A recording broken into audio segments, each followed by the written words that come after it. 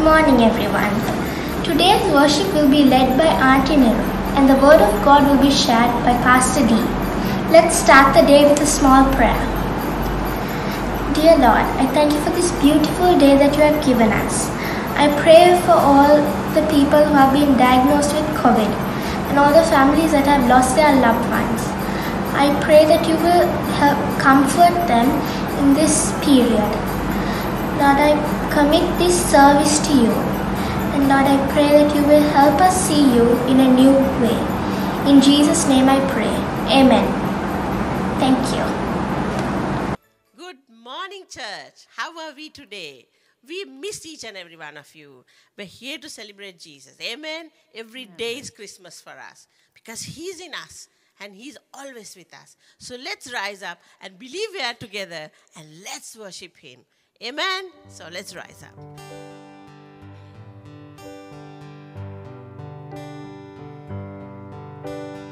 Oh, holy night, the stars are brightly shining. It is the night of our dear Savior's birth.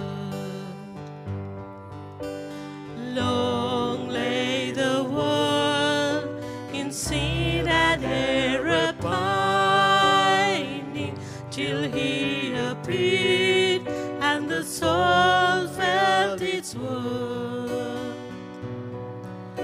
A thrill of hope, the weary world rejoices, for yonder breaks a new and glorious morn. Fall on your knees. Oh, hear the angels' voices. So night divine, oh night, when Christ was born. Oh night divine,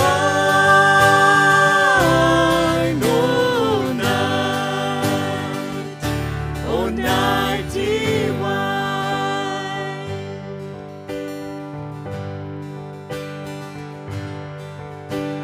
Truly he taught us to love one another.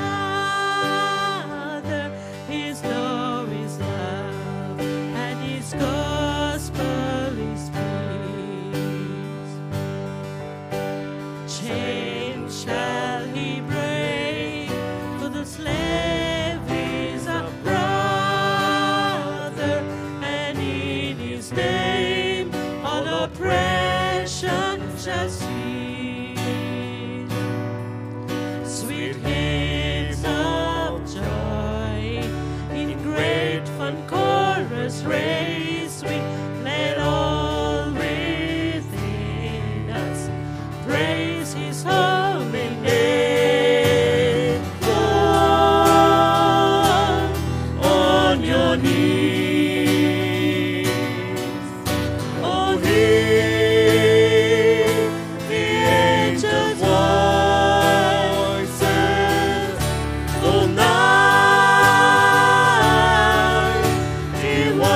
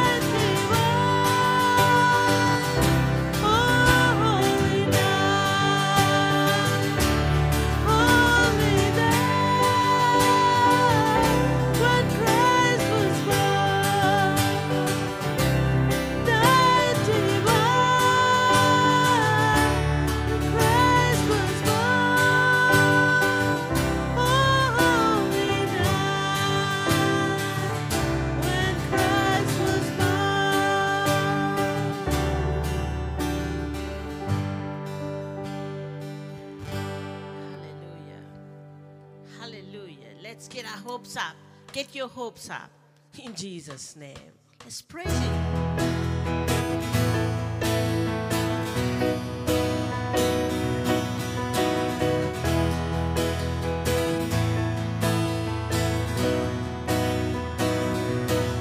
I see the sun waking up the morning, reviving dreams. I feel the wind on my back with promise, reminding me there's a garment of praise for heaviness.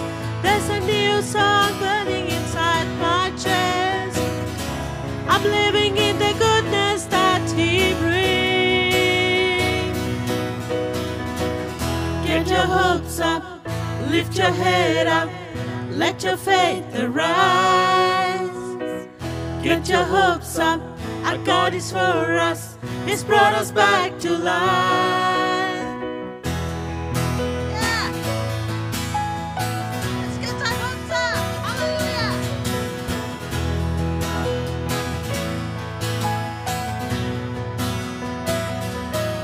I see the sun waking up the morning, reviving dreams.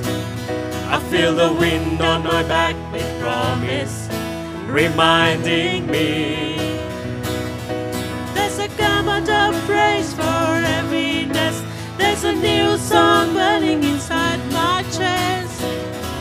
I'm living in the goodness that He brings. Yeah. Get your hopes up, lift your head up, let your faith arise.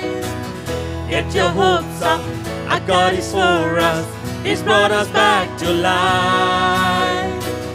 Get your hopes up, lift your head up, let your faith arise.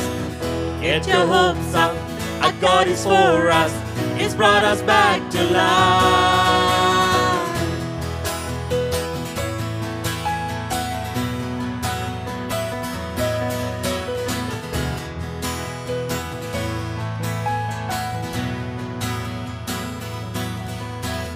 Christ before me, Christ behind me, I am firmly held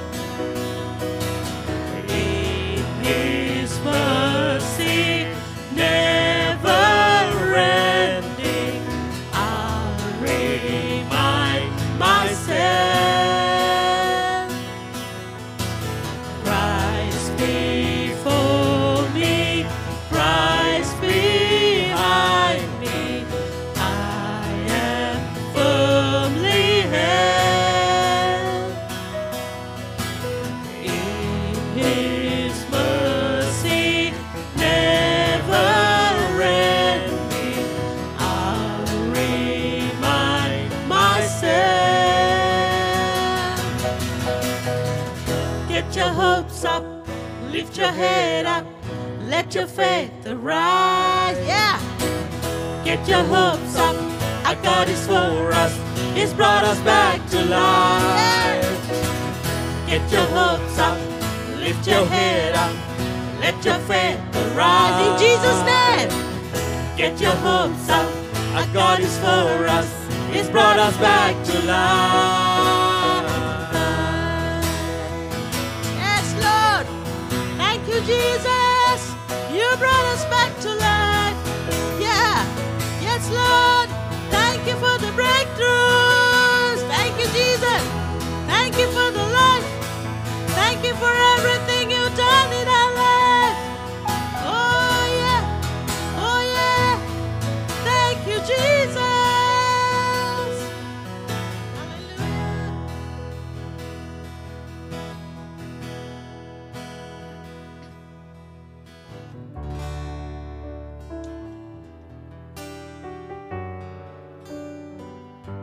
You know our names, oh God. Our names are carved in the palm of your hand, Father. I have a maker. He formed my heart.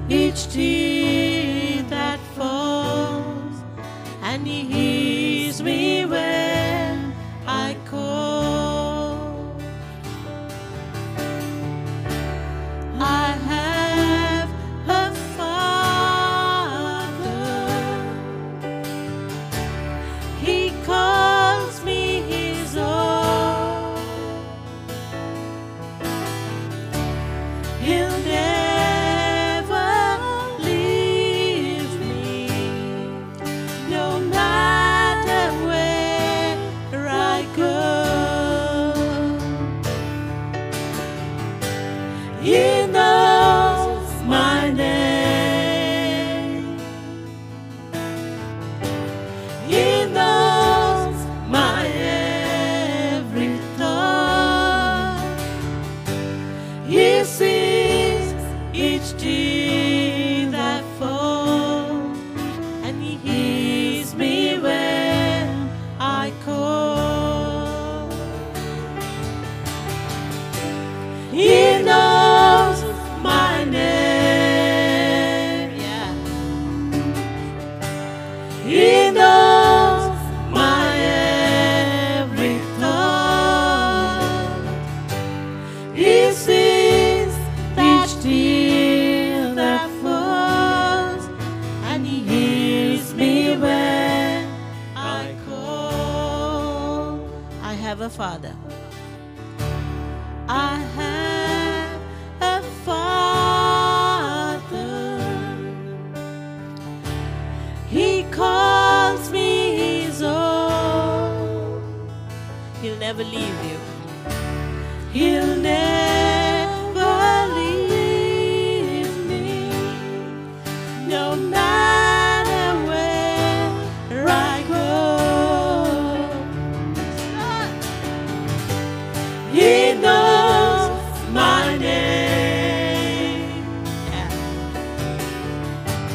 He knows my every thought. He sees each tear that falls, and He hears me when I call. He knows my name. He knows my name. He knows your name. Yes. He knows my every thought. He sees each tear that falls, and He hears me when I call. And He hears me when I call. Oh yeah. And He hears me when I call. He hears me. He hears me when I call, and He hears me when I call. He hears you, church. He hears you. He sees you. He knows you because He formed you. He formed you. We have His DNA. He knows each hair on your head. He knows everything about you. That's how much He loves you. Oh yes. And He hears me when I call. He hears me. He hears me when I call. Oh yeah, yeah. He hears me when I call. We thank you, Jesus. We thank you, Jesus, because you hear us. You see each tear that falls, and you know our heart, because you created me and you created everyone else, oh God. You are our Abba, Father. We thank you, Lord. We thank you, Jesus. We praise you, God, and we give you all glory and honor. In Jesus' name. And everyone say, Amen. You may be seated.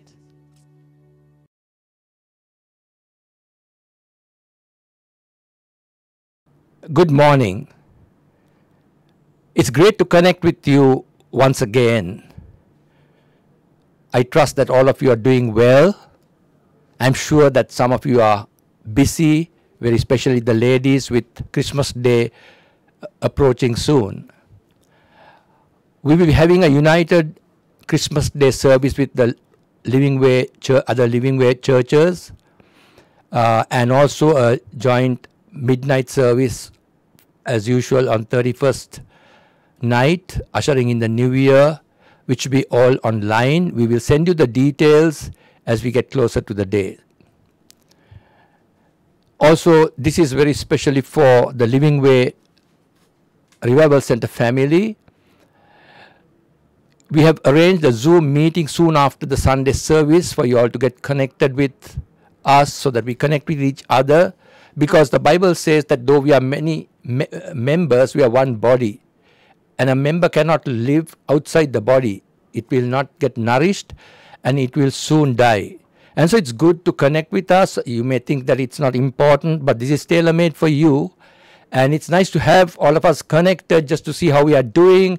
It's not going to take a long time, and just spend a little time after the service, and on the announcement you will get the link, and I suggest that you try and stay connected with us after the service for a little.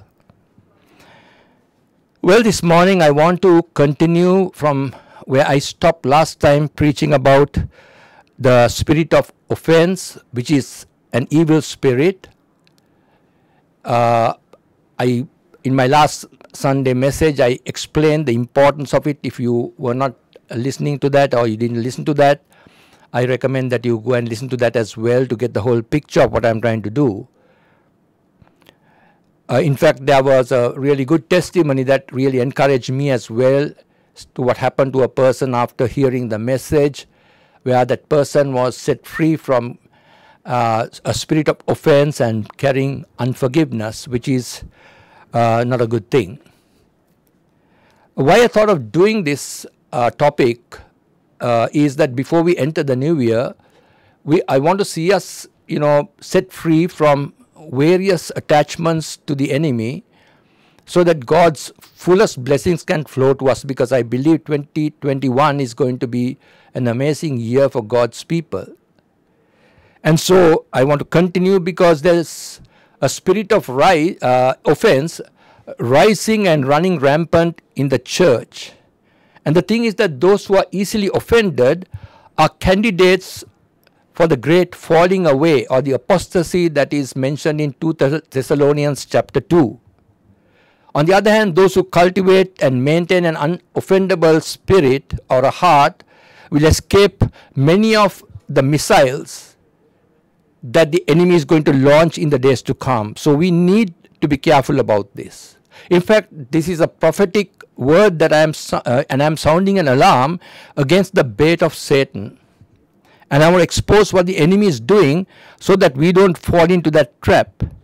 This destructive spirit of offense is destroying destinies.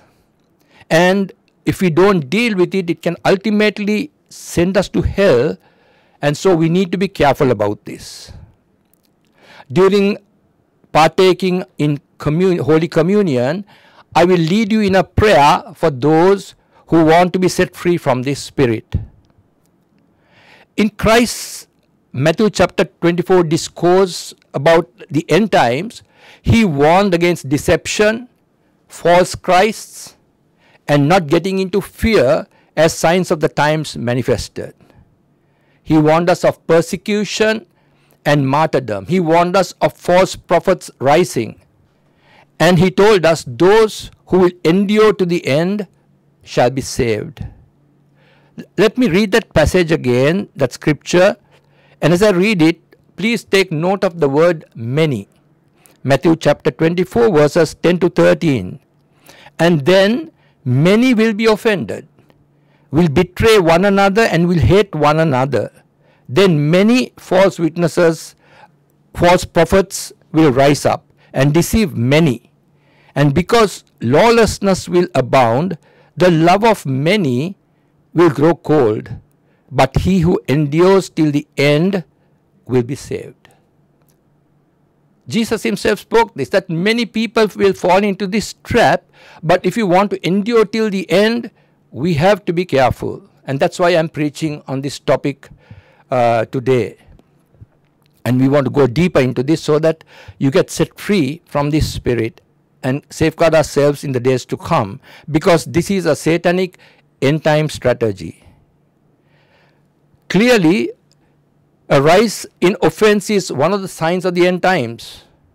And offense leads to betrayal, hate, and lawlessness. See what Apostle John says about it in 1 John chapter 3 and verse 15. Whoever hates his brother is a murderer, and you know that no murderer has eternal life abiding in him. Ouch.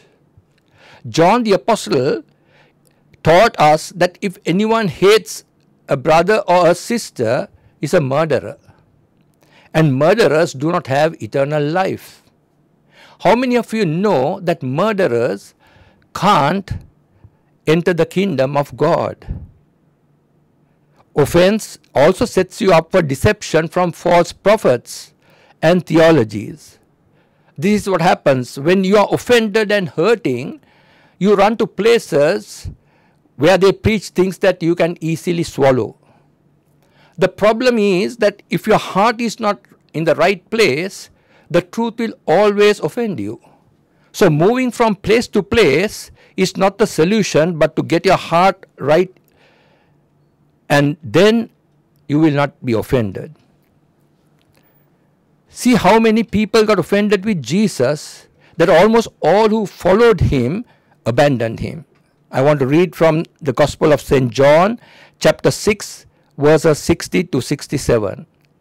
Therefore many of his disciples, when they heard this, said, "This is a hard saying. Who can understand it?" When Jesus knew in himself that his disciples complained about this, he said to them, "Does this offend you? What then if you should see the Son of Man ascend where he was before? It is the Spirit who gives life. The flesh profits nothing. The word that I speak to you are spirit and they are life. But there are some of you who do not believe." For Jesus knew from the beginning who they were and who did not believe, and who would betray him. And he said, "Therefore I have said to you that no one can come to me unless it has been granted to him by my Father." Mark this. It says, "From that time many of his disciples went back and walked with him no more." Then Jesus said to the 12, "Do you also want to go away?" And then we know what happened. Finally, they nailed him to a cross to shut him up. Who do you think lost? This is what we call intellectual offense, because the Jews were taught in the book of Leviticus that they shouldn't eat or drink anything that has blood. And when Jesus came and said, "Unless you eat my flesh and drink my blood, there's no life in you," they didn't know the heart of Jesus. They didn't know where Jesus was coming from. They couldn't connect. They took it literally, got offended, and left him, and didn't walk with him thereafter. Missing that great opportunity to be a part of his body. What a sad story. You know, if you are going to get offended with your brothers and sisters now, certainly you will be offended at Jesus in the end times when things don't unfold the way you thought it would. Judas was offended with the Lord, and he betrayed him, and finally he committed suicide. John chapter 12 verses 4 to 6. But one of his disciples, Judas Iscariot, Simon's son, who would betray him, said, "Why has this fragrant oil not sold for 300 denarii and given to the poor?" This he said, not that he cared for the poor, but because he was a thief and had the money box, and he used to take what was put in it. Here we see Judas got offended with Jesus. But this was a prophetic act that this woman did by anointing Jesus' feet with that expensive perfume. Matthew 26, in fact, Jesus himself says in verse 13 that wherever the gospel is preached, that what she did be mentioned as a memorial to her. Jesus took that so seriously. But we see that Judas got offended, not because this was done and the money could have been given to the poor. He wanted to steal the money, because his heart was in the wrong place. Soon after that, he betrayed Jesus, and we know what a sad ending he had. Taking Satan's bait of offense is a form of spiritual suicide. In fact, it's like a cancer. It will slowly grow and then it will destroy you. You know that the word offense in the Bible comes from a Greek word scandalon. And that word scandalon is the name of the part of a trap that you put the bait on to lure the animal. Wine's dictionary says offense is a hindrance or a stumbling block. Offense causes us to stumble in our walk with God. And therefore we need to guard our hearts against offense, because it's from our heart, with all diligence we need to guard it, because from our heart flows the issues of life. In the book The Bait of Satan, written by John Bevere, he says, a pure heart is like pure gold, soft, tender, and pliable. Hebrews chapter 3 verses 12 to 13 says, beware, brethren, lest there be in any of you an evil heart of unbelief in departing from the living God, but exhort one another daily while it is called today, lest any of you be hardened through the deceitfulness of sin. Lest any of you be hardened through the deceitfulness of sin. Beloved, our hearts are hardened through the deceitfulness of sin. We know when we were born again, the Lord took our stony heart and put a new heart, a soft, pliable heart, and then put His Spirit into that so that we can have contact with God. But if you are not careful, if we don't diligently guard our heart, because Satan is always throwing his poison tip arrows at our heart because he wants to get it hard, because when our hearts harden, what happens is that it produces more fruit of sin. For example, if we don't deal with offense at the very beginning, it will produce more fruit of sin, such as bitterness, anger, and resentment.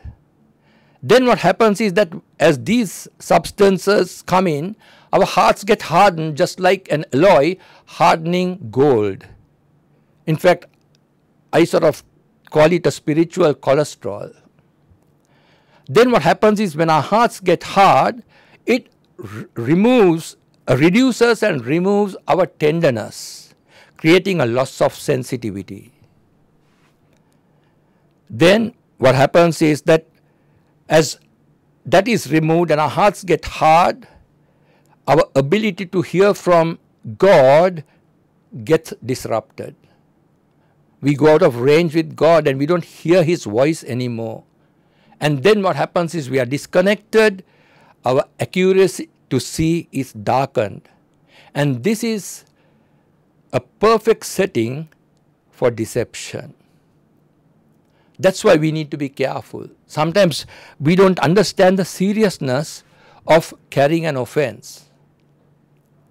But God is speaking to us this morning because He wants us to deal with it before we go on to 2021. We know the return of the Lord is drawing nigh, and we need to prepare ourselves for His return without spot, wrinkle, or blemish. Dealing with offense in our hearts is absolutely important. It's impossible that offense won't come our way. See what Jesus Himself said in the Gospel of St. Luke, chapter 17, verse 1. Then He said to the disciples, it is impossible that no offense should come, but woe to him through whom they come. So there are two sides to this. Number one is the person who gets offended his heart gets dirty, he goes out of range with God, and that's a nice ground for a false prophet to come and put false theologies, and you swallow it and get lost. On the other hand, the guy who offends also, he's doing the wrong thing by offending people, because by offending others, you put that person into danger. So there are two things. The one who gets offended as well as the one who offends, we need to cut that off. It's important, and that's why Paul says in the book of Acts chapter 24 verse 16, I always strive, that is, work hard to have a clear conscience towards God and towards men. Paul worked hard. What does that mean? It's not easy. People get easily offended. There are so many unfair things happening around us. And we have the right to get offended, but God says, give up your right. As Jesus himself did on that cross by saying, Father, forgive these guys, they don't know what they are doing. He didn't want to allow that offense to come and block his relationship with the Father. And so Paul says, I'm really striving. I'm just putting everything I have into this so that I have a clear conscience towards God and towards men. It is possible to reject the bait of offense that comes our way if we are not one in the last days that fall into the category lovers of themselves. That's found in 2 Timothy chapter 3 verse 2. We can't walk in the glory of God and offense at the same time, can we? We need to give up one or the other, and we know how important it is for us to walk in the glory of the Lord, because that's the season we are in, that the glory of the Lord has come upon us. God has been good to us. No one can say God hasn't been good. He has been extremely good, extravagant in his love, pampering us and spoiling us as it were. And that should come on our faces. But if offense comes in, that's not going to work. Proverbs chapter 19 verse 11, I'm reading from the Passion Version. See what that tells. It says, a wise person demonstrates patience, for mercy means holding your tongue. When you are insulted, be quick to forgive and forget it, for you are virtuous when you overlook an offense. For you are virtuous, in other words, you are righteous when you overlook an offense. So here's enough material for you to think about carrying offense. You need to meditate on these verses in the coming days so that you deal with this. If you want to know more about the tongue, because it says here, mercy means holding your tongue. James chapter 3 verses 1 to 12 talks about the untamable tongue. And it's good to read that so that we know how to control our tongue. You know, when we carry offense, it's coupled with unforgiveness, right? And I said last time, that's a number one prayer blocker. Sad, isn't it? Our prayers will not rise up above the ceiling. And then we wonder why we didn't have the breakthrough. See what it says in Mark chapter 11 verses 24 to 26. It says, therefore I say to you, whatever things you ask when you pray, believe that you receive them, and you will have them. And whenever you stand praying, if you have anything against anyone, forgive him, that your Father in heaven may also forgive you your trespasses. But if you do not forgive, neither will your Father in heaven forgive your trespasses. That becomes a blocker. Because the Lord says, you forgive so and so, then I will forgive you. It's a conditional thing. Yes, God wants to forgive us, and He's ever ready to forgive us, whatever the mistake is. like what he did with David. But the important thing is we must forgive those who harm us, who hurt us, who have done things that are not fair. Yes, we are human. But that's why the Holy Spirit was given as our helper, through whom we have the strength and the grace to do what God is telling us to do. And so we need to respond to His word positively this morning. You know, we can't expect to walk in offense and without entering into resentment, unforgiveness, bitterness and hatred.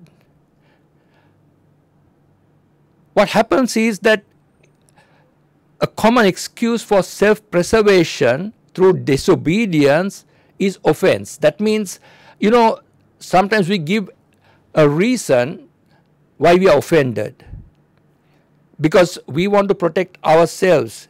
And there is a false sense of self-protection in harboring an offense. As I told you last time, when we get offended, we have control. And a lot of people want control. It keeps you from seeing your own character flaws, because what happens is you shift the blame to another person. This is what John Bevere says about this. You never have to face your role, your immaturity or your sin, because you see only the fault of the offender. Therefore, God's attempt to develop character in you by this opposition is now abandoned. The offended person will avoid the source of offense and eventually flee, becoming a spiritual vagabond. Dangerous. When you hold on to offense, what you basically do, according to what John Bevere says, is you're covering up your faults and you're projecting it on the other person. And then what happens is, you know, as I said, that leads to hurt and anger and resentment. And then what happens is that person who is offended avoids the source of offense and becomes a spiritual vagabond. That's why people, you know, move from place to place when God wants you to be in the place He brought you to. And I'll tell you why it's important, because that's the way of fulfilling your divine destiny. Beloved, we are all here with a divine assignment and a divine destiny. Psalm 139 verse 16 speaks about this, that God wrote a book about us, moment by moment, hour by hour, day by day. So specific. Before He formed us in our mother's womb. And that's why we are here. And we need to fulfill that before we go back and meet up with the Lord, so that we get our eternal rewards and we hear the words, well done. But all this gets blocked when you're carrying offense, because God is trying to correct and develop your character, and because of this opposition, that whole procedure, that whole process is abandoned. The Lord wants us to become more and more like Him. And that's why the Holy Spirit is in us, to help us to develop the fruit of the Holy Spirit. And so we need to allow the Holy Spirit, or submit to Him, so that He's able to do that beautification process, so that we become that beautiful bride for Jesus. So what happens is, when we get offended, we move on to another place. As I said before, the problem is not with the place, the problem is with our heart.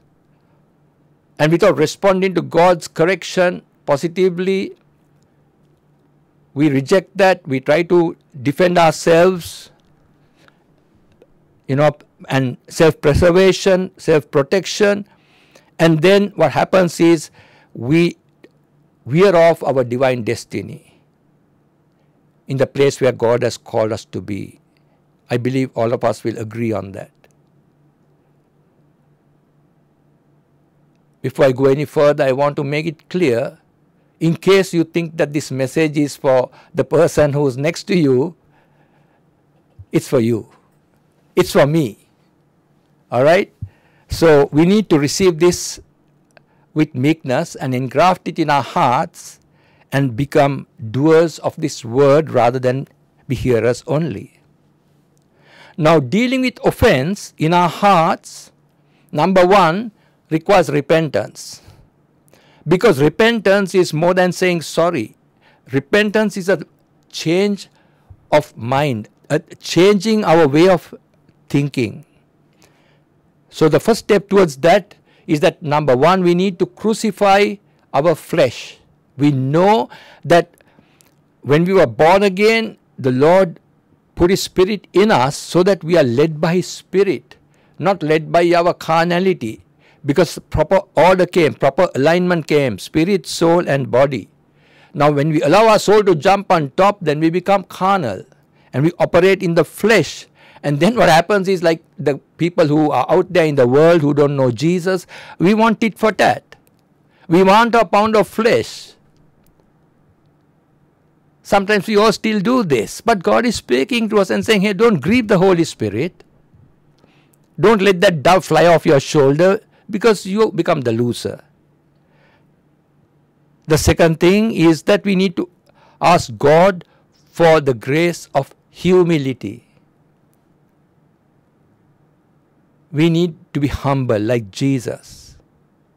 Third one is we need to stop being selfish, lovers of themselves. The Lord says that's another sign of the end times. People will be lovers of themselves. What has this got for me? That's all they're concerned about. But you know what? When the Holy Spirit comes in, the Holy Spirit is not self-centered. The Holy Spirit is other-centered. And if you are not other-centered and you're only self-centered, something is not right.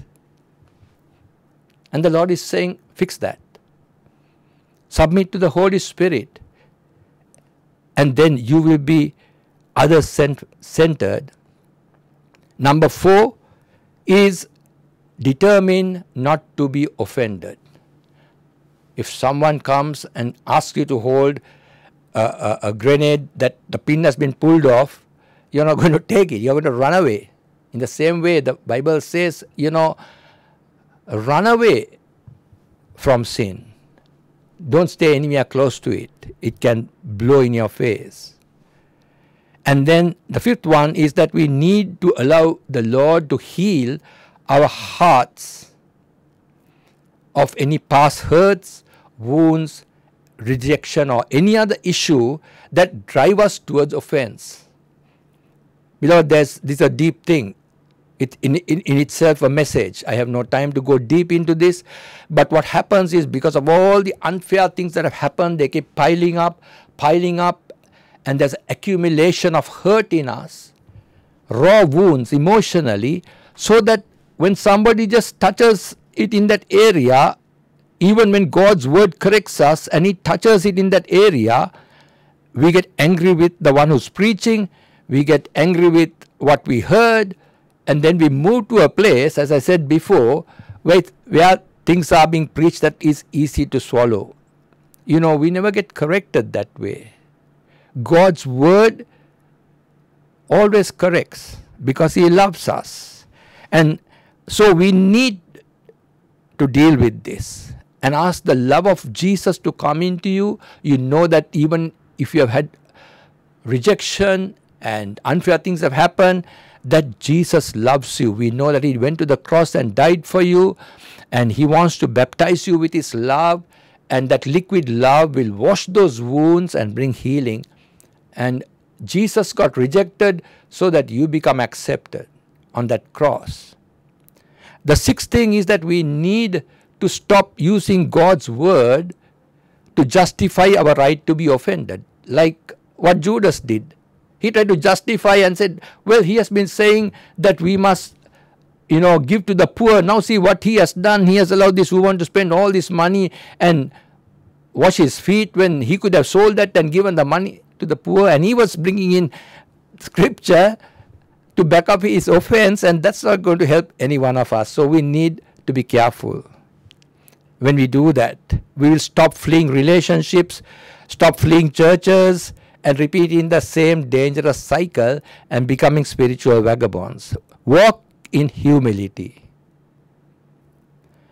It's important for us to understand that. By the same token, we need to walk in humility with those who are offended with us, justifiably or unjustifiably, knowing that offense could ultimately send them to hell. We need to be careful not to offend others. Unfortunately, it's nearly impossible to walk in humility with someone who refuses to meet or talk with you. I know that. They'll say, no, I have nothing to do with this guy. I don't want to speak to him. I don't want to hear from him. But try. Attempt it with a lot of prayer and intercession that God will do something in that person's heart so that you are able to go and talk with that person. See what it says here. Jesus himself spoke this. It says, you have heard that it was said by the ancients, you shall not murder. And whoever murders shall be in the danger of judgment. But I say to you that whoever is angry with his brother without a cause shall be in danger of judgment. And whoever says to his brother, Raka, shall be in danger of the Sanhedrin. But whoever says, you fool, shall be in danger of hellfire. These are words of Jesus. I don't think he was joking with this. He was telling us, be careful. In Matthew chapter 5, verse 21 to 24, he says, therefore, if you bring your gift to the altar, and there remember that your brother has something against you, leave your gift there before the altar and go on your way. First be reconciled to your brother, and then come and offer your gift. Wow. In the Gospel of St. John, Jesus says, if you want to worship me, you must. There is no option. You must worship me in spirit and in truth. Beloved, it's a short message, but such depth. Our worship is not from our mouths. Our worship is from our hearts. Sometimes Jesus himself says, you worship me, but from your mouths and your hearts are so far away. No, we need our hearts to return back to Jesus. The more intimate we are, the more access we have to all that he has. And so he says, you come with your gift, it's an offering, it's an act of worship, but I don't receive it because I see your heart first. In fact, in Malachi chapter 3, that chapter on tithes and offerings, it says, an offering given to me in righteousness. Amazing. God has protocol. God has an order. God has a way of doing things, and I can't say, but I am giving it to you. You better take it or leave it. No, it's useless. We want it to be effective, don't we? We want to see the promise work for us so that the windows of heaven open, and we have open heavens. And so it's important that we allow the Holy Spirit to lead us. If you have gone to someone who has got offended or who offended you and you want to put it right, the Bible says, try that. If it doesn't work, go with one or two or more witnesses, and then you have done all you can. It's easy to hide behind an excuse, but the Lord says, deal with it. And so we need to guard our heart in this hour from offense and avoid offending others too, as I said before. It's a balanced thing because the Holy Spirit is in us, because the days are evil. As we go into communion, I want to reflect on John chapter 6 verse 53, the words that Jesus spoke where people got offended and left him. Only the 12 remained with him, and out of that, one of the guys dropped off as well. He didn't partake of the communion table. He participated in the Passover meal, but he took the bread. When Jesus took that bread and tried to bring communion thought, and the Bible says that Judas walked into darkness. We don't want to go into darkness because we were brought out of darkness into his marvelous light. There's no point going there again and getting lost. And so we need to fix this. And we can't do it on our own, beloved. We need to eat his flesh and drink his blood, because Jesus says there is no life in you unless you do that. As I promised you earlier, we are going to fix this thing. I'm going to break this spirit off in those who want to be set free from this. I will lead you in a prayer after taking communion. But we need to take communion with our hearts right and our attitudes right. What Jesus said was that unless you eat my flesh and drink my blood was not to be taken literally, but it's to be taken spiritually. Deep spiritual meaning. Eating and drinking is all about communion, all about being connected, all about being united in union.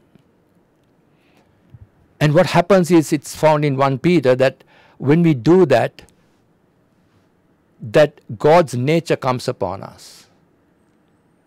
The nature of God comes on us. And when that nature comes on us, the divine nature comes on us, then dealing with offense is not an issue. We give up our rights. We give up our wanting the pound of flesh, because we want the dove on our shoulder. We don't want to grieve the Holy Spirit and just walk on our own. The days ahead of us, it's extremely important that we have the dove on our shoulder, connected to the Holy Spirit 24/7. If not, we'll be like a plane that has gone out of contact with a control tower, and you know how dangerous that is. So let's reflect on this a little, where Jesus said, unless you eat my flesh, drink my blood, there is no life in you. And partake of his table worthily. And then I'll lead you in a prayer, and let's call it a day carrying a spirit of offense.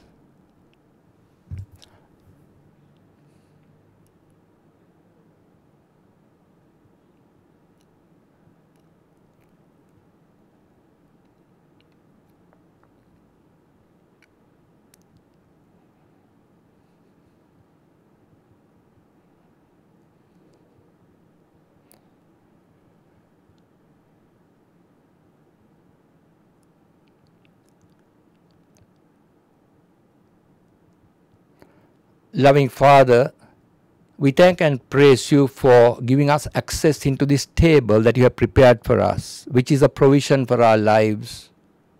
It cost Jesus his life to give us access to this table, and let us not make it a ritual or just a formality, but to have a deep sense of what it cost Jesus and the benefits that are there on this table, which money cannot buy.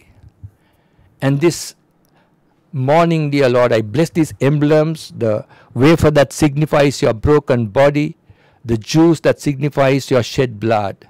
Because, Lord, we remind ourselves how much you loved us, that you went to the point of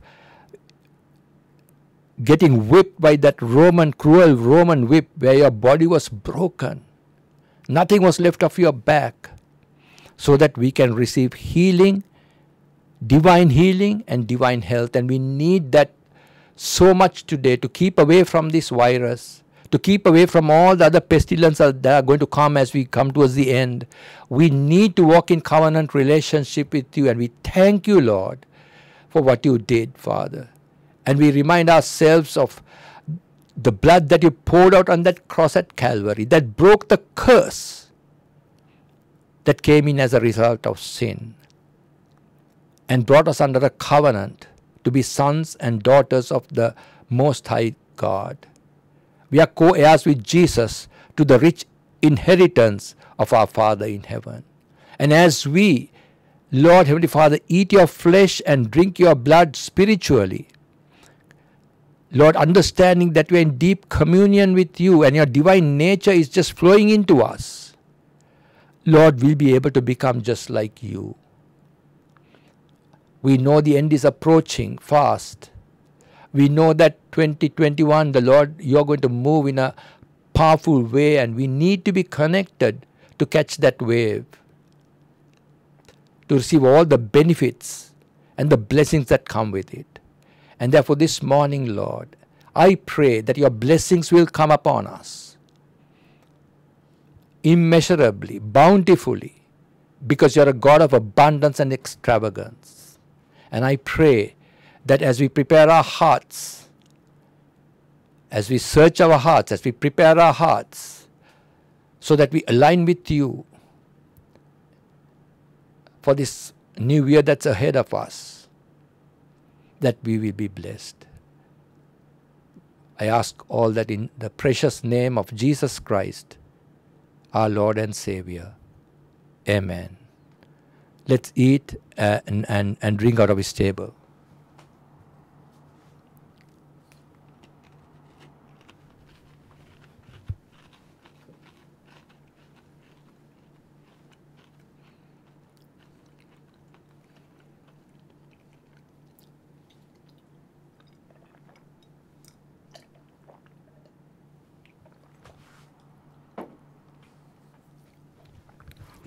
Before I close, I want to lead you in a prayer that will set you free from this spirit. And if you want to be, just repeat after me, not just repeat it for the sake of repeating, but say this prayer from your heart.